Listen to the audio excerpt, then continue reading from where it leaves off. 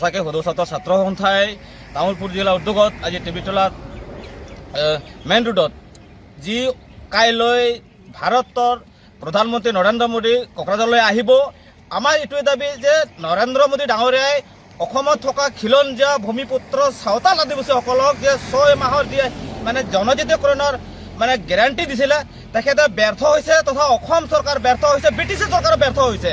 অসমত থকা খিলঞ্জীয়া ভূমিপুত্ৰ চাওতালসকল বা আদিবাসীসকলে এতিয়ালৈকে জনজাতীয়কৰণ প্ৰদান কৰিব পৰা নাই।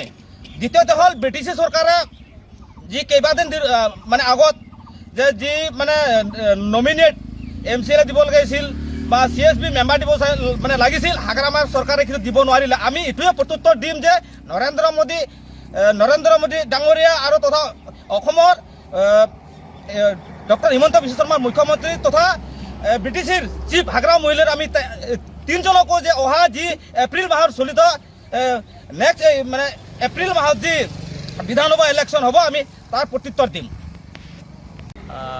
হয়, আমাৰ আজি পুত্তলিকা দাস কাৰ্যসূচী আছিল। আজি পুত্তলিকা দাস কাৰ্যসূচীৰ উদ্দেশ্য আছিল যে অসমত বিজেপি চৰকাৰ অহাৰ আগতে প্ৰতিশ্ৰুতি দিছিল যে অসমত যদি বিজেপি চৰকাৰ হয় 6 মাহৰ ভিতৰত আমাৰ চাওতাল জনগোষ্ঠীৰ জনজাতীকৰণ প্ৰদান কৰিব। কিন্তু এতিয়ালৈকে 6 বছৰটো গুচি গ'ল, 10 বছৰ গুচি গ'ল, কিন্তু আজিলৈকে জনজাতীকৰণৰ নাম লোৱা নাই। একচুৱেলি ক'ব লাগিব যে বিজেপি চৰকাৰ জনজাতীকৰণ কৰাৰ ক্ষেত্ৰত ব্যৰ্থ হৈছে, এইটো আমি ধিক্কাৰ জনাইছোঁ।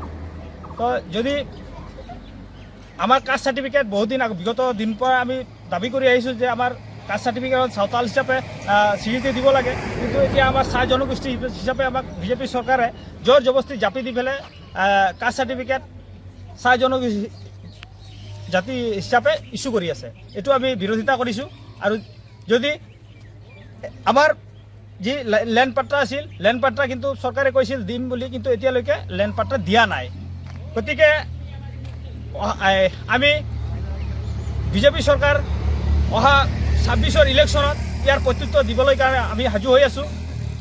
যদি আমাৰ প্ৰতিশ্ৰুতিসমূহ সোনকালে পূৰণ নকৰে, অহা এই 26ৰ ইলেকশ্যনত আমি ইয়াৰ প্ৰত্যুত্তৰ দিবৰ কাৰণে সাজু হৈ আছোঁ। এই তামোলপুৰ জিলাৰ টিবিতলা গাঁৱত সদৌ ছাত্ৰ সন্থাৰ নেতৃত্বত আমি এই প্ৰতিমূৰ্তি দাস কাৰ্যসূচী সাব্যস্ত কৰিছোঁ।